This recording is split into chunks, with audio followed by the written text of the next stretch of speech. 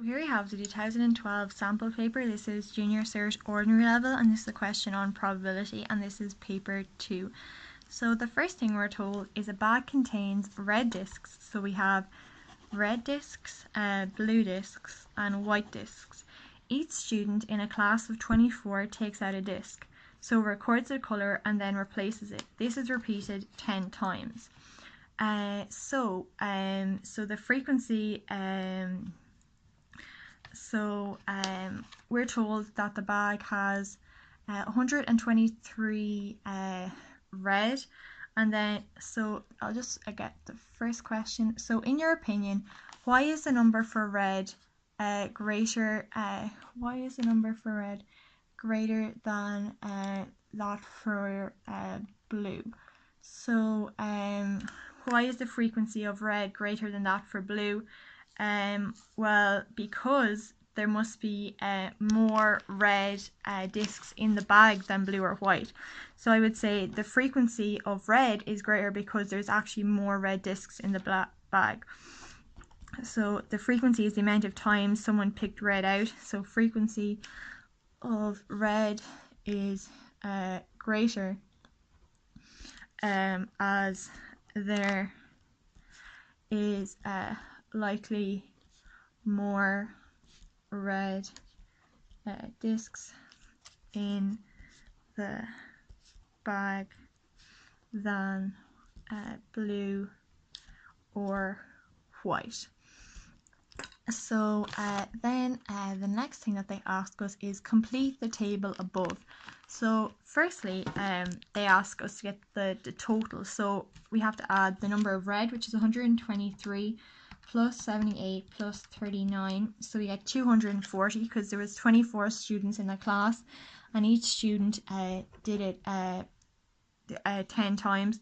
So the relative frequency is the frequency, so how many times it came up, over the total. So the frequency, that is the amount of times red came up, is 123 over the total, which is 240. And I'm going to write that as a decimal, so 123 over 240, and we get 0.5125. So that's the frequency of that.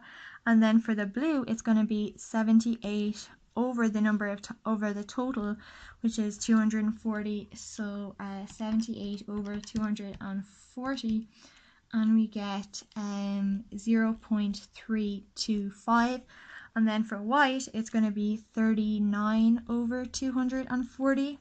So 39 over 240, and we get so when I plug this in, I get this out, so that's 0.1625. And in my diagram, they didn't ask me to fill in any of the totals for these, so this wasn't to be filled in. So that's the relative so that's actually this is the same thing. The relative frequency is the frequency over the total. I just did a line there by mistake. And then the next part, it says, is the percentage of the total, so relative frequency by 100. So we're converting the relative frequencies to a percentage. So if I multiply that by 100, it'll be 51.25. If I multiply this by 100, it'll be 32.5. And if I multiply this by 100, it'll be 16.25. So they are my relative frequencies by 100. And the next part is use the results from the table to estimate the probability of getting each colour when a disc is taken from the bag. So if I want to estimate so the frequency is just looking at how many times something had occurred.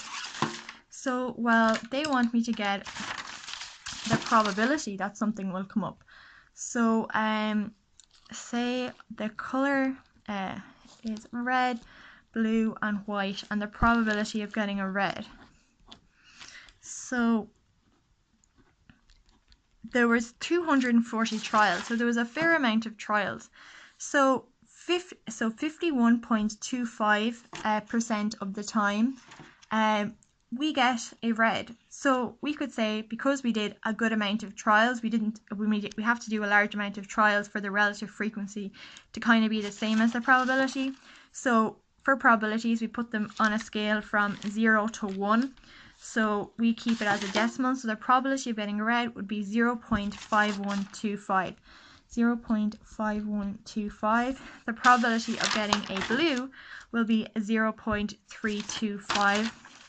0.325, and the probability of getting a white will be 0.1625. So 0.1625. So they are our probabilities that we'll get. And based on the information in the table, how many discs of each color do you think, based on the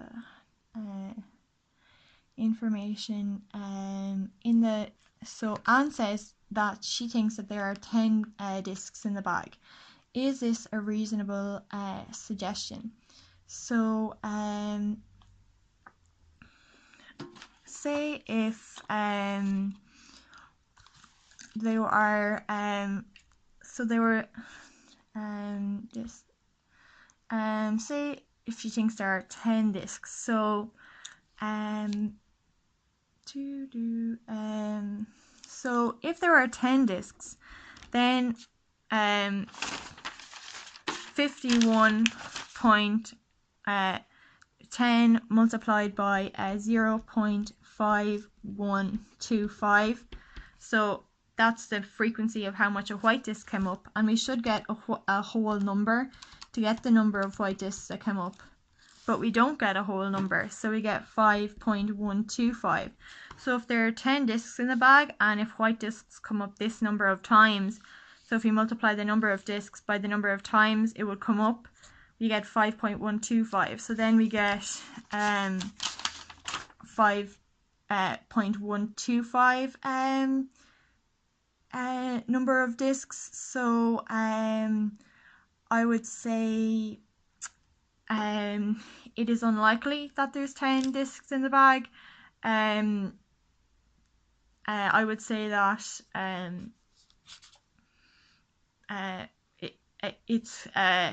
it wouldn't usually be say that there would be 5.125 discs. And then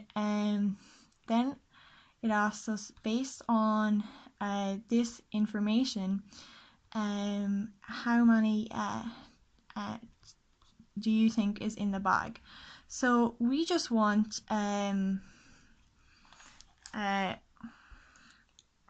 so we want a number that if we multiply it by this, we'll get a whole number. If we multiply it by this, we'll get a whole number, and we multiply it by this, we'll get a whole number.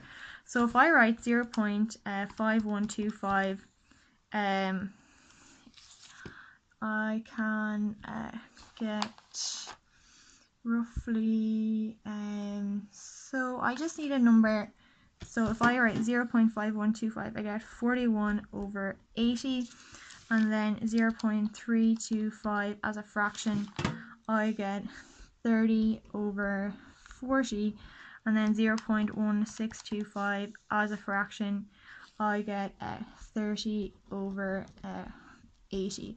So say if I was 13 over 80, so say if I was to put them all as over 80, so 41 over 80, and then